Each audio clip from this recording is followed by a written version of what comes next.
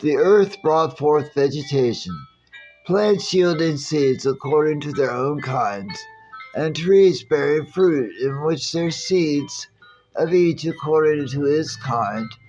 And God saw and that it was good. And he made flowers.